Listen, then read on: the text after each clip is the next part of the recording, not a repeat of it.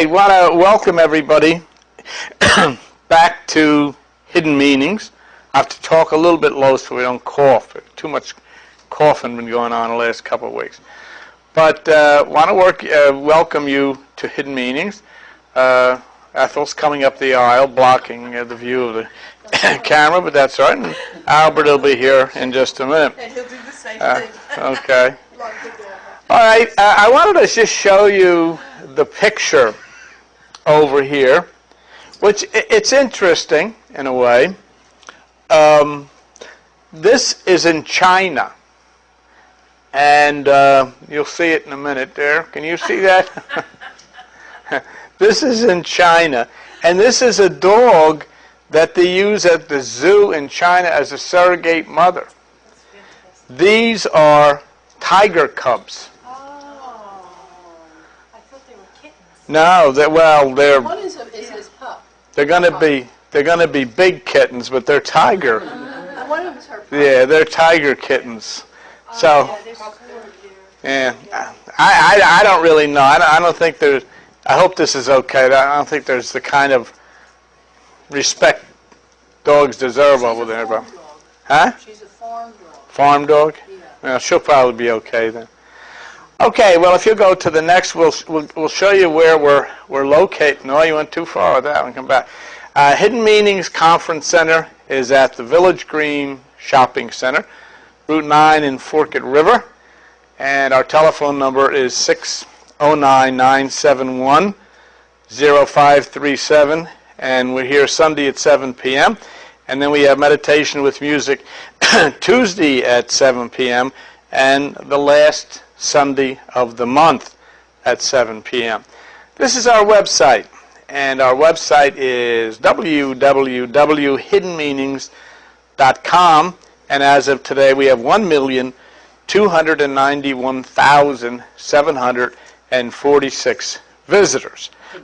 Yeah, that's a good one. That is a good number, and you know we're going to need one of those. Somebody discovered us and on TV, I think, to get up to 2 million, but let things take its course. This has really been an interesting time because though unknown by just about the entire world, I have provided a proposal that the nebula Eta Carina is actually the seventh angel of the book of Revelation. Now let's just because what we have to do is once we arrive at a point where we can say, okay, logically, I think we have enough information and documentation where we could say it's a good chance. But you know, we have to go further than that. We have to explore back to the ancient Greek and the people who put these things together. And I want you to think about what I said. What I'm proposing is that Eta Carina, which is a nebula in the sky, is the seventh angel of the book of Revelation. Now, people who don't listen and who run off with it, I'm not proposing that this nebula is an angel. All right, I'm not proposing that this nebula is a spiritual entity of any kind. All right, it's not. What I'm simply saying is this: the mythologists who wrote the book of Revelation as Greek mythology were referring to Eta Carina when they gave it the identity of the seventh angel. Okay? In other words, if I can be clear, if you're not aware of this, well, then let me make another proposal to you. The book of Revelation in the Bible is Greek mythology. It is filled with symbolic references. And what I am saying is that when it was written, somehow they knew of Eta Carina. And you may say to me, well, there's no way, since we've only learned about Eta Carina since 1999. There's no way that they could. But that's not true because of the fact that when you think of the people, Democritus, Plato, Aristotle, Zeno, I mean, people who knew medicine and the rules of medicine and the anatomy and all of this stuff, people who knew about electrons and atoms, people who knew quantum physics, thousands and thousands of years ago, and there was nobody there to teach them. So they knew these things. I mean, we gather here on a Sunday in a church, so there's a spiritual entity we're talking about here, above and beyond the human mind, okay? And that's the way Greek mythology works. You take a natural phenomena, you give it a name, and then you present it as a drama. You give a name to the heat, you give a name to the cold, and then you draw a drama about two kings warring against each other, and they cause all of this chaos on the earth. Well, what you're talking about, like, is a tornado or something like that. This is what Greek mythology was. So the purpose of the myth in this form is that the information will eventually be fulfilled somewhere in history. Maybe a couple thousand years, as was the case here. All right? If, for instance, a nebula or Eta Carina was identified thousands of years ago, it would have no relevance to anything because it wasn't discovered on Earth until 1999. But when it was discovered, it took upon itself the object that, at least to me, and I mean, you see, in this place here we don't have any members and everybody is given to think for themselves and decide, but at least to me, okay, it seemed to fulfill the Bible mythological description of the seventh angel. Now here's a problem when you hear the word myth. I hear it a lot of times on TV when they'll talk about something that's not true and they'll say, oh, that's a myth. That's not what myth means. Myth does not mean something that's not true. It means something that is true, but it is described in a way that it presents itself as a story or a drama. Natural events, astronomically, anatomically, electrically, take on the names of characters, and how they interact is actually describing a natural phenomenon. So that's it. But what is so important to us, as I pointed out last week, is because for this strange reason, or for some strange reason, scientists from all over the world are turning their attention to Eta Carina. And the attention that they're giving it is the possibility that Eta Carina will explode sooner or later, and now they're coming up with the idea that it probably is going to be sooner than later. All right? That, to me, is interesting because if you had been coming here for years, and I guess going back to 1999, we have been talking about Eta Carina here. We have pictures of it. We have even pictures of it on the wall, the strange thing, and we've talked about it and in all various ways. And only a few days ago was it suddenly announced that scientists from all over the world are now looking at Eta Carina. And the reason is because a supernova named SN 2006 GY just blew up. And what science is concerned about now is because as they have been observing SN 2006, it was doing the same things that Eta Carina is doing now, which led them to think, whoa, this may be setting the stage for an explosion by Eta Carina. So that would take me, and I hope it would take you, into a direct proposal of the possibility of the mythological drama of Revelation taking place with the seventh angel throwing down a vial upon the earth. So what I'm saying then is I'm proposing the possibility that the story of the seventh angel throwing a vial down upon the earth is actually talking about Eta Carina unleashing these gammas and electromagnetic fields and all of these things which would, come down upon the earth as a result of the explosion. Right? So there's no angel anywhere. There's no angel sitting with anything in its hands.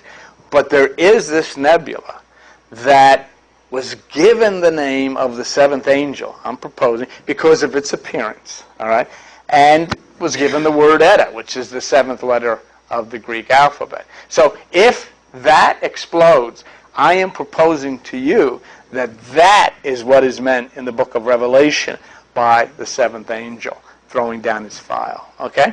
So this is where we're at. Basically, that's where we're at. There has been a tremendous change in attention being paid to something that we here at Hidden Meanings have been paying attention to since 1999, and that is Eta Carina. And the attention is being paid around the world. And now it's everywhere. And what does this mean?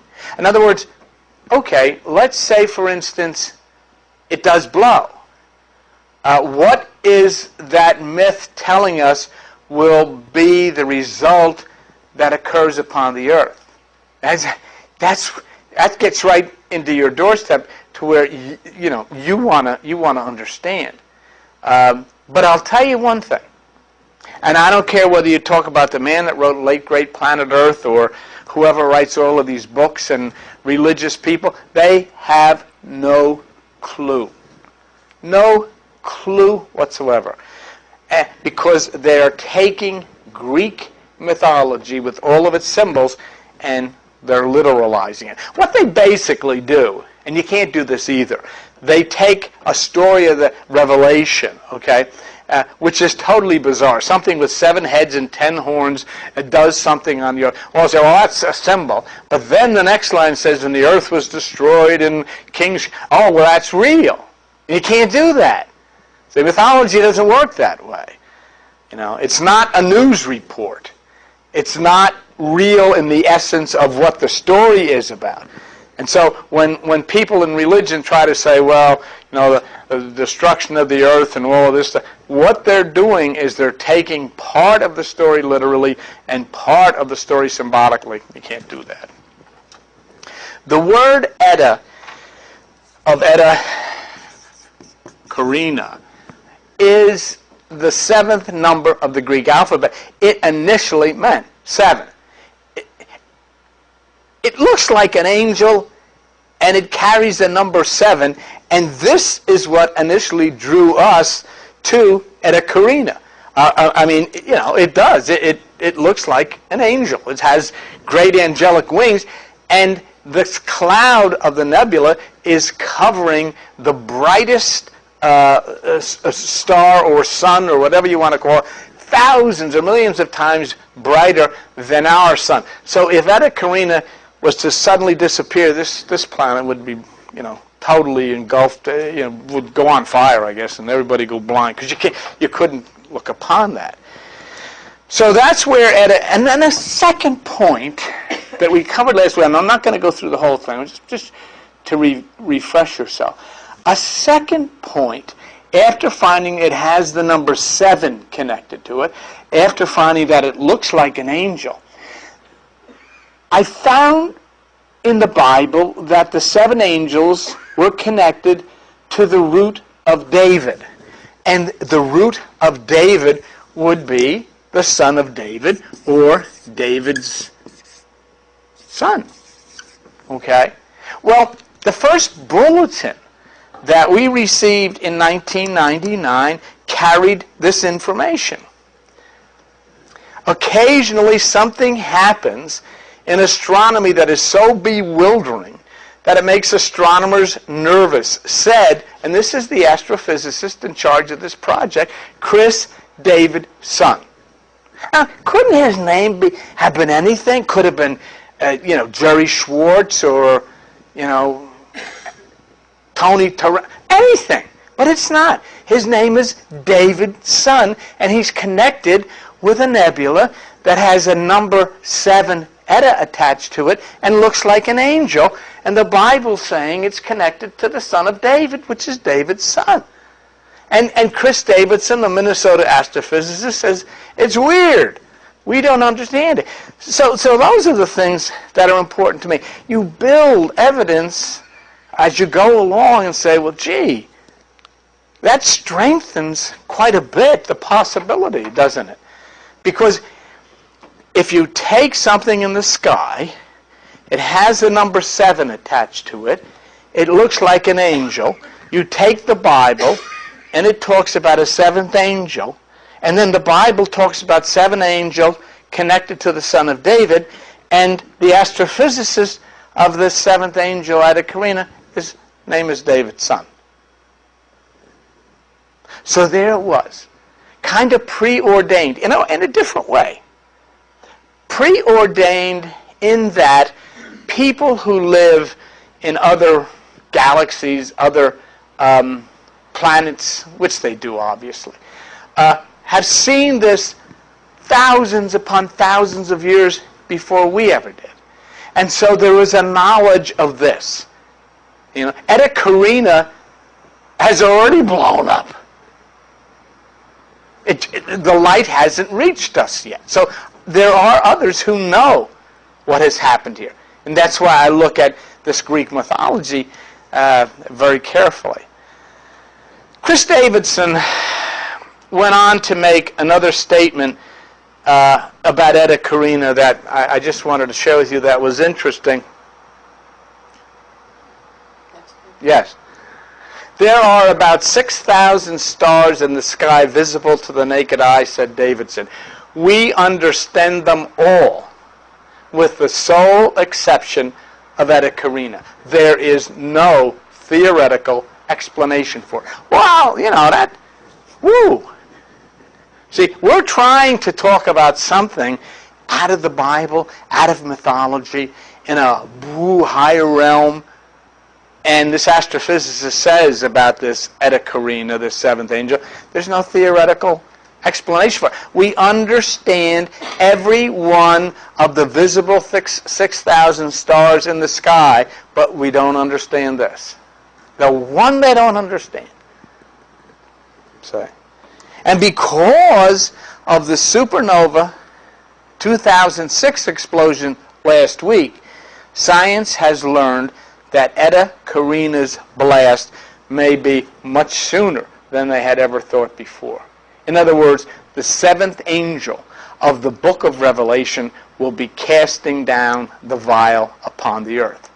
Suddenly, news bulletins began to pour into the world from near and far. And here's the star that produced SN 2006 apparently expelled a large amount of mass, reminiscent of the star Eta Carina, a so-called luminous blue variable which at 100 to 120 is the most massive star in our galaxy. This is also very exciting because it suggests that Eta Carina, only 7,500 light years away, might possibly explode in a similar manner, becoming a spectacular bright sky in our in our sky. Yes. Oh, boy, I had help from Peanut Gallery here. Okay, let's go to the next one. We don't know for sure if Eta Carina will explode soon, but I guess what we said here for years was, hey, we better keep our eye on this. This is interesting. Now science is saying we had better keep a close eye on it, just in case. Space Telescope Institute in Baltimore. Eta Carina's explosion could be the best star show in the history of modern civilization. I know Ethel likes to look at all the stars and, oh boy, she'll be parked ready. You won't need binoculars for this one, I'll tell you that. So now scientists from around the world are talking about our baby here, Eta Carina. The star bears an eerie resemblance to one in our own galaxy, Eta Carina, which has been burbling and bubbling in the last few centuries, as if getting ready for its own outburst. the observations suggest that Eta Carina, thought to weigh in at about 120 solar masses, could blow up sooner than theorists had thought. Good. I don't know. So what does that mean? It means that it now has grabbed the attention of all of the major astronomers and astrophysicists, scientists in the world. And before, the only one that paid attention to it was us in Vito's building in Forked River. That's true. Look at what it says. The explosion mirrors the potential fate of Eta Carina, a jumbo star about 7,500 light years away, that is at least 100 times heftier than our sun. Astronomers have expected Eta Carina to blast apart since the 1840s, when eruptions of its outer surface were first spotted. Okay. The point that is ominous to me is the fact that now, after we have pointed people to Eta Carina in 1999, when the first bulletins come out, that everyone's looking there. Look at what the Washington Post said. Anybody out there? Here's looking at you, universe, May 13th. I dropped by NASA headquarters last Monday to hear about the relatively nearby and extremely massive star that might explode at any moment. Remember the name. Good. Eta Carina. Sounds like an Italian opera singer. Or maybe a snazzy little sports car. It's a monster of a star, something like 120 times the mass of the sun, and roiling, heaving, spewing out gobs of star stuff in what may be the prelude to a cataclysmic bang, a supernova unlike any seen before. Now, listen, that's pretty descriptive. A cataclysmic bang, a supernova unlike any seen before, and we have connected it to the seventh angel of the book of Revelation. Listen, if it blows, you might be able to read a book by its radiance at night, unless it fires a narrow beam of gamma rays right at us, in which all bets are off. One astrophysicist on hand said it would probably destroy all the ozone in the atmosphere. Similar to this is a sarcasm. Similar to what we've been trying to do, destroy the ozone, before we banned those nasty chlorofluorocarbons. Eta Carina would be like a giant can of 1950s hairspray. Not a pleasant picture. Now the next part of this article will show you why Eta Carina is now at the top of the list with all eyes on it. Prior to the explosion of SN 2006, scientists thought that supernova had to go through a particular phase, and Eta Carina had not gone through that phase. So it was felt there was no immediate concern. But look what happened. SN 2006 was a gargantuan star much like Eta Carina. The orthodoxy had been that Eta Carina would have to go through a gradual process of shedding its hydrogen envelope before it would explode. SN 2006 didn't bother with that. So now, all of a sudden, turn the telescope. That's not what they expected to happen. So now, all bets are off. So you see why all eyes, not just those at Hidden Meanings now, are focusing on Eta Carina. It could happen at any time. The seventh angel is ready to throw down its vial upon the earth. There's much more to talk about, and new bulletins about the seventh angel as Eta Carina, and are being received daily.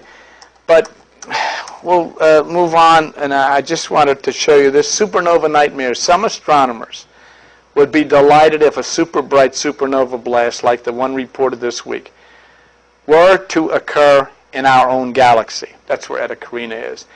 One says it could be the best star show in the history of modern civilization. But if the blast was pointed right at us from close quarters, well, that would be bad.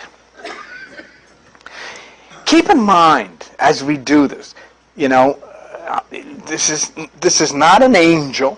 This is not a spirit. It's a nebula.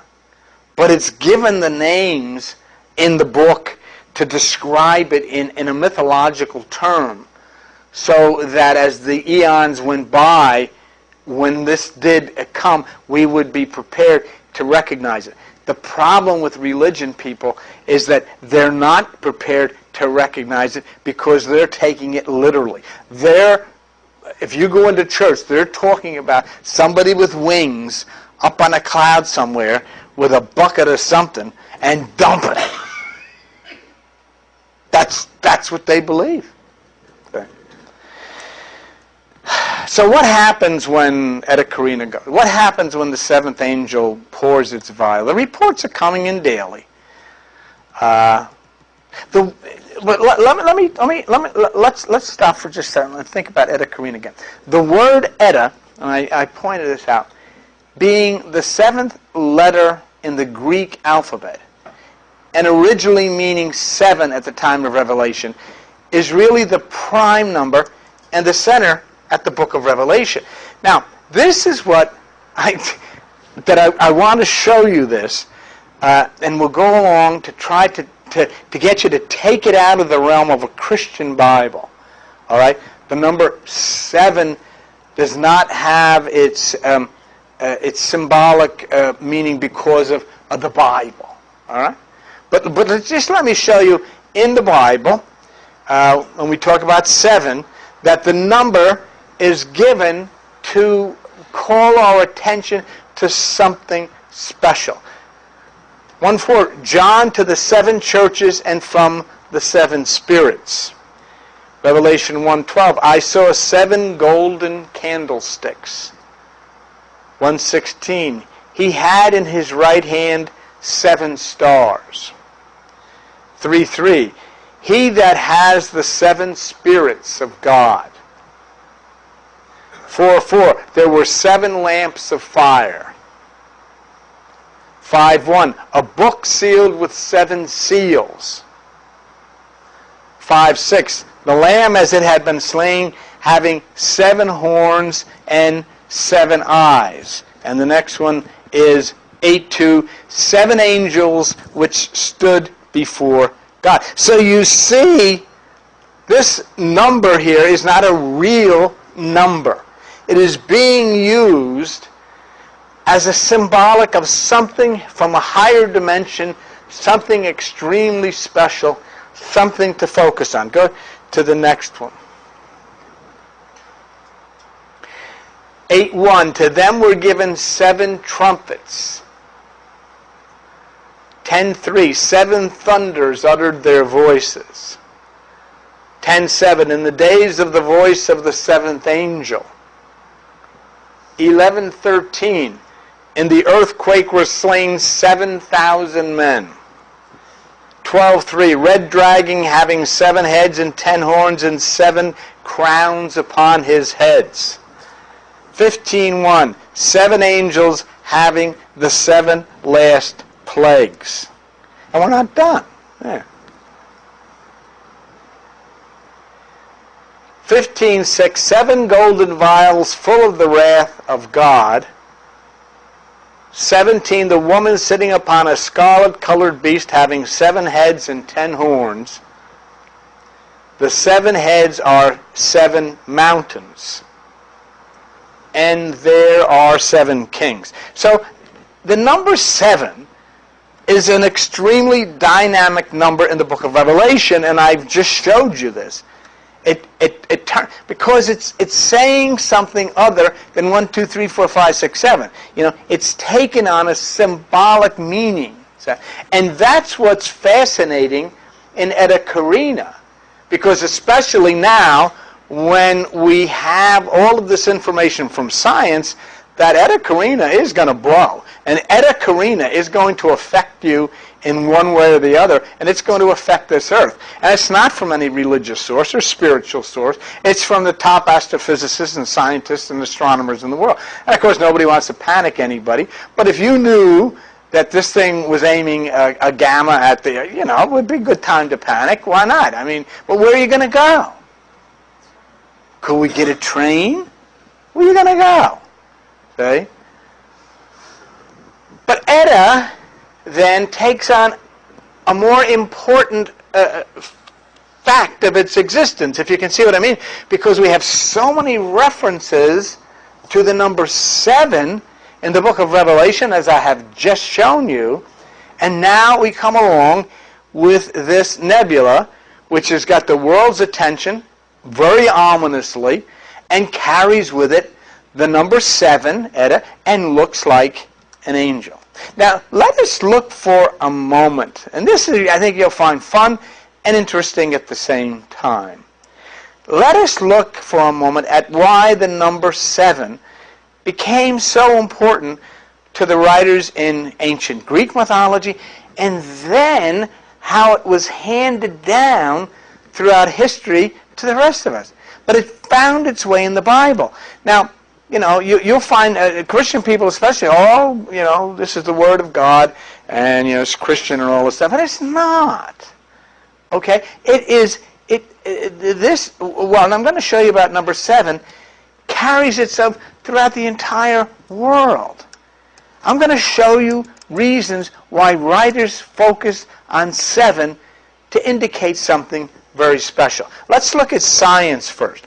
The number of spots on a ladybug is 7. With very few exceptions, all mammals' necks have 7 bones. Now this one I don't understand at all, but I put it there because maybe you do. The divisions of cells by a product of 2 originated from 7. All right? But, that's, even though I don't know what they're talking about, that sounds pretty serious. In chemistry, 7 is the atomic number of nitrogen. The number of periods or horizontal rows of elements on the periodic table is 7. The number of carbon atoms in heptane and hydrocarbon is 7. The neutral pH, the pH level of pure water, is 7. So you see where this is coming from. It's not coming from some Christian guy writing on it. This is stuff all over the world. It's in astronomy. Let's look at astronomy. Astronomy is interesting. The number of stellar objects in the solar system visible to the naked eye. The sun, the moon, and the 5 classical naked eye planets, Mars, Mercury, Jupiter, Venus, and Saturn. And when these people were writing thousands of years ago, this is very important. The number that they could see was 7. The number of daughters of Atlas in the Pleiades, also called the 7 sisters. The number of saints appearing in a constellation called Saptarashi Mandalam in Indian astronomy is 7. The number of stars in the constellation of Ursa Major is 7. Okay? So let's go to classical antiquity. In classical antiquity, we have 7 against Thebes, the 7 hills of Rome, the 7 liberal arts, the 7 sages, the 7 wonders of the ancient world, the 7 emperors in the period of Rome history, Julius Caesar, Augustus, Galba, Hadrian, Nerva, Sallust, and Vespasian. All of this is 7, say? And I mean, it impacted and it infected everybody everywhere. Let's go to the next one. The number of archangels, according to some systems, is 7. The minor symbol number of yang from yin-yang is 7. The number of palms in an Egyptian sacred cubit is 7. The number of ranks in Mithraism is 7. The number 7 is of particular significance within Cherokee cosmology, the Cherokee Indians. And in Buddhism, Buddha walked 7 steps at his birth. So you see, it's all over the place. It's not a biblical thing. It's not a Christian thing. Let's go to mythology. In Kasai mythology, the 7 divine women who were left behind on earth and became the ancestresses of all humankind. The number of gateways traversed by Inanna during her descent into the underworld. The number of sleeping men in the Christian myth of the 7 sleepers at his birth. Some of these things I haven't heard of before, but they're interesting. Let's go to the next one. The number of sages in Hindu mythology. Their wives are the goddesses referred to as the 7 mothers. The number of main islands of mythological Atlantis is 7. In Guarani mythology, the number of prominent legendary monsters. 7 lucky gods exist in Japanese mythology. In British folklore, every year the fairy queen pays a tithe to hell in the tale of Tim Lim, and that's every 7 years. In the British folk tale of Thomas the Rhymer, he went to live in the fairy kingdom for 7 years. So you see, this isn't this is the 7th angel. It's kind of an attention getter. In Galician folklore, a 7th son will be a werewolf. In other folklores, after 6 daughters, the 7th child is to be a son and a werewolf. Okay? In other European folklores, the 7th son of a 7th son will be a child with special powers of healing and clairvoyant seeing. The United States Constitution, as drafted in Philadelphia in 1787, was composed of 7 articles. The United States was in the midst of its War of Independence on the 7th day of the 7th month of 1777 A.D. It declared independence in the 7th month in 1776. So you see, remember, what's his name? Carl Jung called it synchronicity.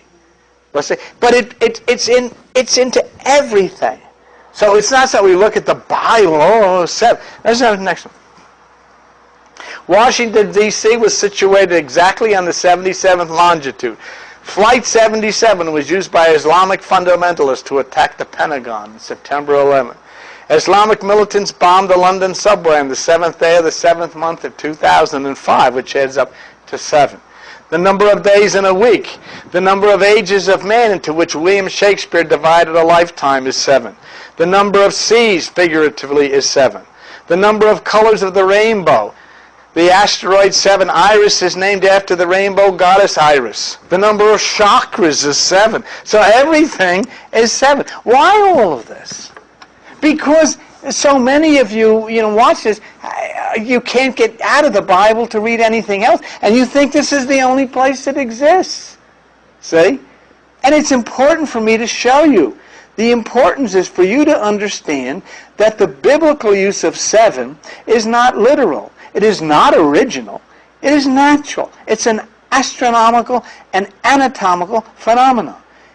It was used by ancient writers to suggest something with a higher power. And so now we have this Eta Carina, the 7th angel. It's used, something supernatural, if you will, is pointed out by it. And it turns up, as you see, in synchronistic events. In other words, gosh, this has this number 7, which is involved in all of this higher thing. Flight 77, Islamic fundamentalists, the 7th day of the 7th month, they attack of 2. So somebody else knows this besides the people who wrote the Bible. So that's why Eta, the 7th letter, as the 7th angel of revelation, is so important. And it's all there. Eta 7, the angelic wings, the 7th angel. And the son of David, the astrophysicist, Chris Davidson. Now, just to finalize the potential of Eta Carina, let us look at this from the Washington Post. That star, Eta Carina, blew up like the faraway megastar did, it could send dangerous gamma rays toward Earth. Far more likely, however, is that Eta Carina would become the brightest star in the sky, sending out so much energy that it could be seen during the day and would be bright enough that people could read at night without artificial light. I mean, this is... Not very good, though. No, but it's a big chance. That's right, it's not very good, but it doesn't make any difference whether it's very good or not, does it? Doesn't make any difference. See? And that's what others will just say, well, that's not very good. That's very true, but it doesn't make any difference. It's not very good when a tornado comes, but it's going to come anyhow. You know? And so it's an amazing thing. The energy. But now, put where we've been proposing to you, where we're coming from. We're talking about this is the seventh angel of the book of Revelation that orchestrates this change on the planet Earth. And I'll tell you something, there's something else lurking in the wings here that they're not mentioning in this because now they're all consumed with Eta Carina. There's something called Supernova 1987A. And, you know, what if they both go off together? Then we might as well pack our bags and head for Hoboken or something. Yeah. So we put all of this together, and then we open the Greek mythology identified as the book of Revelation. Now, we're watching Eta Carina, and though, you know, we may not be 100% positive, we have a strong suspicion that Eta Carina is the seventh angel of Revelation. Then according to the ancients in the book of Revelation, what is Eta Carina going to do? Okay, let's take a look at Revelation 10:7. But in the days of the voice of the seventh angel, when he shall begin to sound, the mystery of God should be finished as he has declared to his servants the prophets. Now I'm going to propose to you what this is saying on the basis of my head. Now, you feel free to think it out anyway, but what I'm telling you it's saying, first of all, it identifies the days of the voice of the seventh angel. Well, if Eta Carina is the seventh angel, it sure has the entire world watching and listening. In other words, if it is the seventh angel Eta Carina, it has suddenly gotten the attention of everybody. And it certainly could be considered the days of the voice of the seventh angel because from out of nowhere it has drawn attention to itself. And I've been showing you that the last few weeks.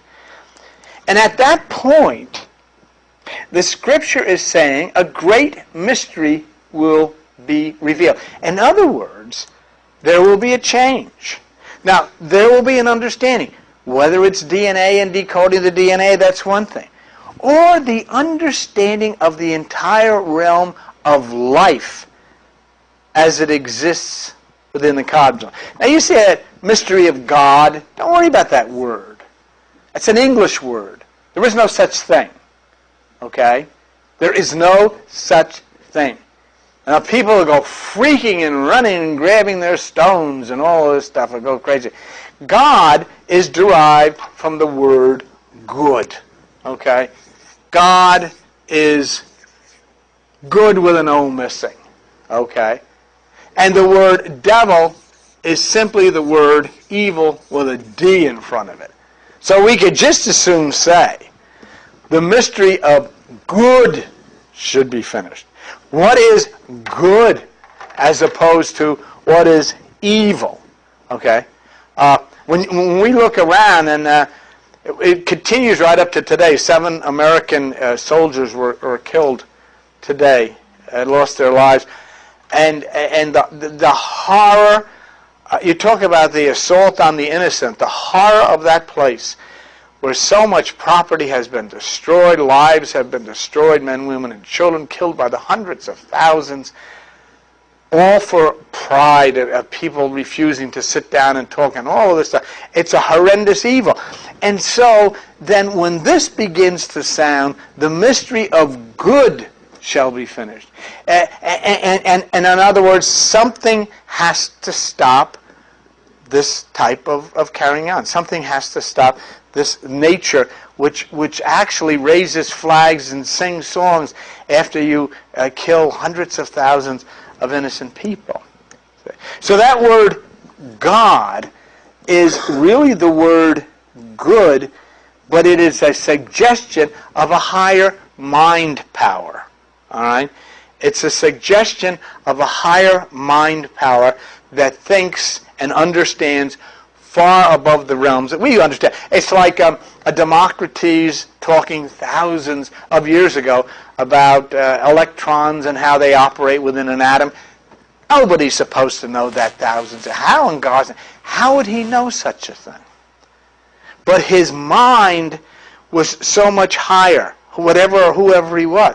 Well, in this even a greater way, we're talking about, when we call God, we're talking about good. We're talking about that which is higher and from the right side, rather than that which is the lower, negative, violent types of minds that we see leading countries today. Now, let's look at 11:15. 11:15 says, "And the seventh angel sounded, and there were great voices in heaven saying, the kingdoms of this world are become the kingdoms of our Lord and of his Christ, and he shall reign forever and ever." Okay? Now, what I'm proposing is that what that is saying is that as a result of the power of Eta Carina, there will be a switch, and you're seeing much of it happening already. It's not something that's just started today. But there will be a switch from the emphasis of the lower mind to the emphasis and the power of the higher mind. In other words, the fighting that goes on with all this terrible barbaric killing and destruction, the neglect both of people and the planet, has reached a point about as low as it can go. And thus there will be direction that has to come from the higher. And we say, well, there's always been wars, but there's never been a time when there has been wars where others standing on the sidelines are building their atomic bombs. Okay? And something that if something doesn't stop it, that you could see this massive conflagration on the planet Earth of everybody, blowing these things up. So it has reached this low point, and in the center of it, all of the fighting and the destruction and the killing on both sides is from religion. So there has to be something non-religious which interferes, and that would be a higher dimension, a higher mind, what we're talking about. So interestingly, this could be, and probably will be, a force that will appear through a person or persons. Okay? A leadership change or view throughout the world that turns us away from the perspective of violence to one of compassion, of concern, and healing. So, in other words, you see people suddenly changing. I'll give you an example of what we saw, and most of us just paid no attention to it. But back when the Soviet Union changed, and the type of structure it was, and their aggressive thing, I don't know how many of you saw this, but there was a guy, and I'm drawing a big blank on his name. What was the name of that Russian leader that just died? Big, heavy-set guy. Anybody think of that? Yeah. He had gray hair. He was Boris Yeltsin. That guy stood on top of a tank in the middle of Red Square when all of this crazy... And he didn't do anything but brought the whole system down, crashing around. I mean, it was and that's exactly what we're talking about. We're talking about suddenly the human being. We're not talking about gods coming down here or angels coming. Human beings suddenly filled with this power and this direction, and everything around them just collapses. That's evil. Okay? So what we're talking about then is this change focusing on leaders starting to come in to the limelight who will sit down and reason. people that turn away from the terrible abuse directed at the planet and the animals on the planet. Okay? We'll look at this next one. And Revelation 16:17, and the seventh angel. Now this is what we're talking about, Eta Carina. The seventh angel poured out his vial into the air, and there came a great voice out of the temple of heaven from the throne saying, "It is done." Or as we would say, "That's it, I'm out of here." You know, I mean, basically what it is, it's there it is. It's ain't no turning back now. Ain't no turning back now. Now, if we're thinking about Eta Carina, this would be the time of the explosion. This would be the time when, if Eta Carina is the seventh angel, it explodes. See? That would be the pouring out of the vial into the air. The electromagnetism that hits the earth, causing the change in the mass mind. Okay? So let's consider that, what's being said there, the time of the blast of Eta Carina, as being a time when there's this tremendous change, this tremendous shaking coming down. Okay, and okay, so let's look at the next one here, 16:18, and there were voices and thunders and lightnings, and there was a great earthquake, such as was not seen since men were upon the earth, so mighty an earthquake and so great. Here is where people make terrible mistakes. You know, there's no seventh angel pouring out a vial into the air. There's no voice coming out of anywhere. But here, the religionists and like Christian authors will write stories about thunder and lightning and earthquakes literally. See? It's either all symbol or it's all literal. And if it's all symbol, then there are people with 10 heads and goats with ears and all of this kind of stuff, or whatever they talk about. So you can't have an angel pouring the contents of a vial on the earth, which is pure mythology, and then have thunders and lightnings and earthquakes that are literal. It doesn't mean thunder. It doesn't mean lightning. It doesn't mean earthquakes. For God's sakes, there's an earthquake every 6 seconds. I mean, the whole earth is an earthquake. It goes like that all the time. This is what I would refer you to, and it's kind of unfair because you can't get the book anymore, but it was a book that meant a lot to us as we started this work many years ago. And the book is called Gaskell's Dictionary of Scripture and Myth, okay, which identifies all of this stuff, and it identifies it in a way that you can be certain that it's correct. Now, look at that, and there were voices. Now, what voices are this? Inside of you, you have two voices.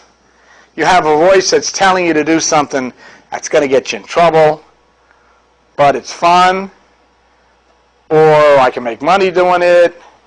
And then you have a higher voice, another voice, turning you in a different direction. Generally, we will listen to the voice with the fun, and we can make money. I mean, that's the way it is, because we're physical things, you see.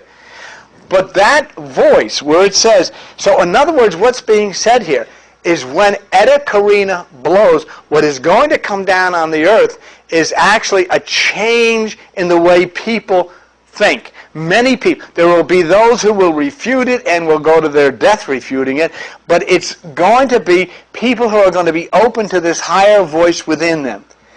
And that higher voice begins to call out to our lower nature to try to pull us away from this patriotism, this allegiance to a particular religion, and all of these clubs and groups that control our minds and tell us, well, this is what you have to believe, and this is what you have to do. See, this higher voice inside, it will, and it's talking now. See, it's not something that, well, it's going to happen. It's been talking now. They call it the New Age movement for years. Holistic medicine and all of these things are part of it. But it is going to accelerate, see?